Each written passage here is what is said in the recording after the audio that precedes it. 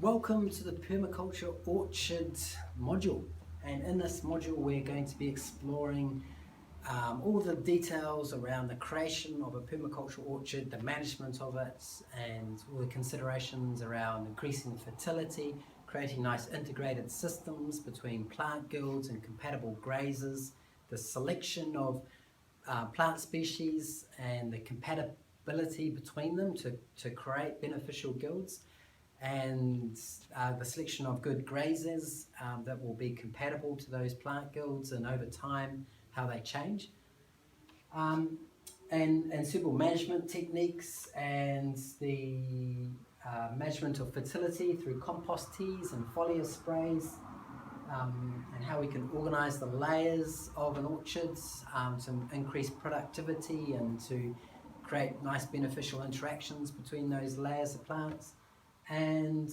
how we can best manage the design and the management of a permaculture orchard for commercial operation. So lots to cover. Initially, if we have a look at plant guilds,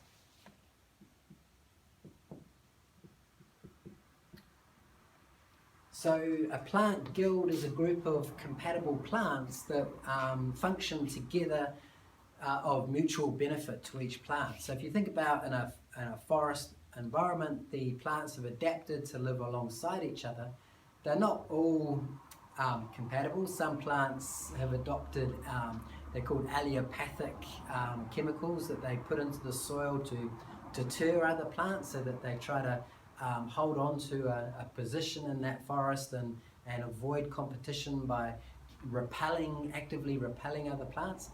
But a lot of plants instead will cooperate with each other and help create conditions in their environment and within the soil that will be of mutual benefit to each other. And it's those plants that we're most interested in, the ones that will work together, compatible in incompatible guild organizations, and we can replicate those guild patterns in our agricultural production. So what we're looking for is an environment that's changed above the soil and below the soil by these plants. So this is the above ground. And there's a couple of different patterns in here. So if we look at below soil, you have different plants that have different effects within the soil. So you may have plants with nodules on their roots, and these nodules act as home for nitrogen fixating bacteria, and we call these Nitrogenous bacteria. And they live in the root nodules. And what they can do is they can take atmospheric nitrogen out of the air